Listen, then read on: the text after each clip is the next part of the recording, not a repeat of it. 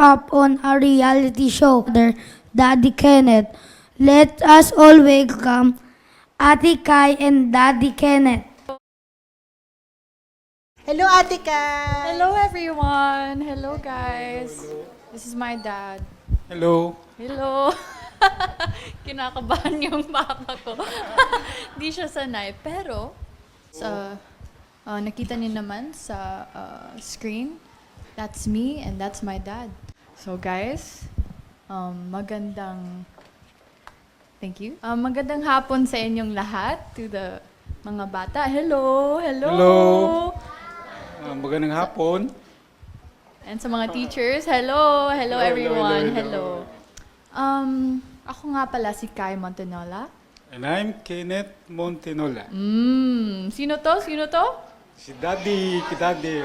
Hey, Daddy. that's how it is. I'm Kai. So, today, meron kaming ibabasa para sa inyo.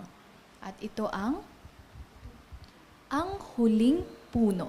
Ito ay kwento ni Richard Reynate at ito ay ginuhit naman ni Arnold Nuestro. Kwento, ah. Okay, let us start.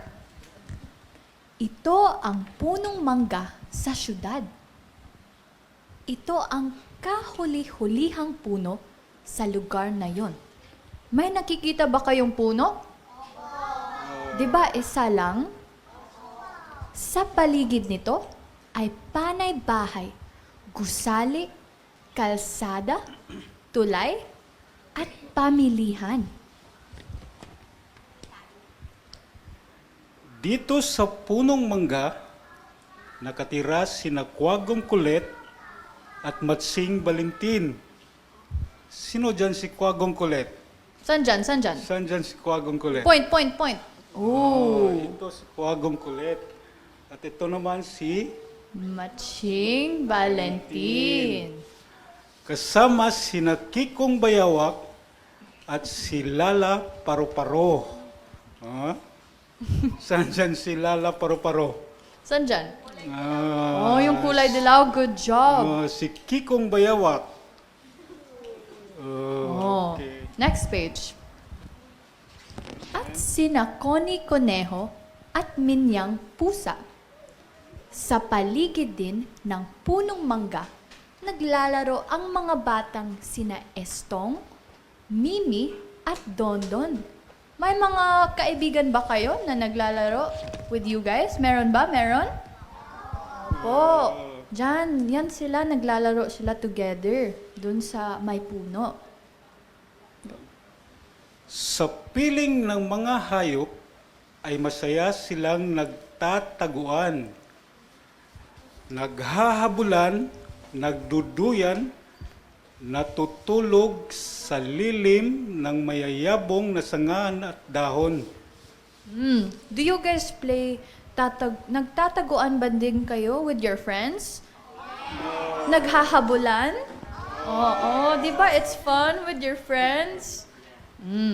At kung minsan din ay namimita sila ng matatamis na bunga sa puno na yon.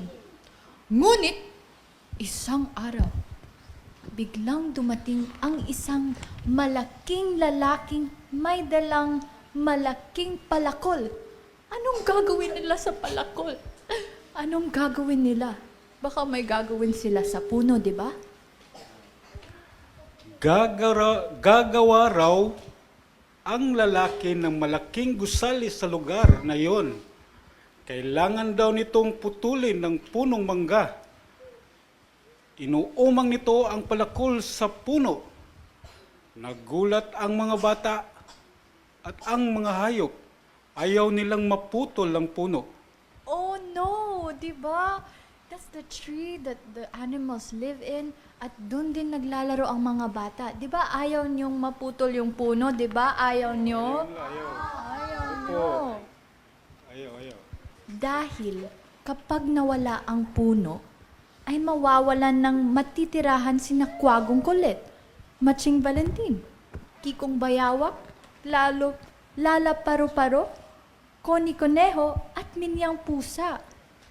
At kung puputulin ang puno, saan maglalaro si ng Estong, Mimi at Dondon? 'Di ba? If my playground ayaw niyong mawala kasi gusto niyong maglaro, that's how it feels for them. Kaya sayang, kapag tuluyang nawala ang punong mangga, ay mawawala rin ang natitirang sariwang hangin na siyang hininga nito. Hindi papayag ang mga bata at mga hayop na mawala ang kahuli-hulihang puno sa Sudan because it's the only tree they have left. Buong tapang na humarang ang mga bata sa malaking lalaking may palakol. Ano kayang gagawa nila, no? Well, let us find out. Sige. Babalik ako, sabi ng malaking lalaki bago umalis. Mabilis na nagpulong-pulong sina Estong, Mimi at Dondon kasama ang mga hayop. Ano ang dapat nilang gawin para maputol ang puno? Para hindi maputol ang puno. Ding! Alam na nila ang dapat gawin. Ano kaya? Paano kaya? Oh, ayan si Estong. Kumuha ng malaking kumot sa bahay nila. Pagkatapos ay kumarga si Mimi sa balikat ni na Estong at Dondon. Pumatong naman si Connie Conejo sa ulo ni Mimi at saka binalot sila ng kumot ni na Lala Paro-Paro at Kwagong Kulit. Mabilis na sumiksik sa loob ng kumot sina Matching Valentin, Kiko Bayawak at Minyang Pusa. Inilabas nila ang kanilang mga buntot. Anong sa tingin nyo ang ginagawa nila? They're protecting the tree. Good job. Go. Pagbalik ng malaking lalaki ay nagulat at dahil tumambad sa kanya ang isang Halimaw! Isang ang halimaw ang nakabantay sa punong mangga. Mataas, may tainga ng kuneho at 3 buntot. Oh my goodness! Oh my gosh! It's scary. Kaya, mabilis na kumaripas ng takbo paalis ang malaking lalaki. Nangako ito sa sariling hindi na nito puputulin ang puno. Habang ang mga bata naman ay tuwang-tuwa. Hindi na mawawala ang pinakamamahal nilang punong tirahan ng mga hayop. Palaruan ng mga bata, nagbibigay ng lilim, bunga at sariwang hangin.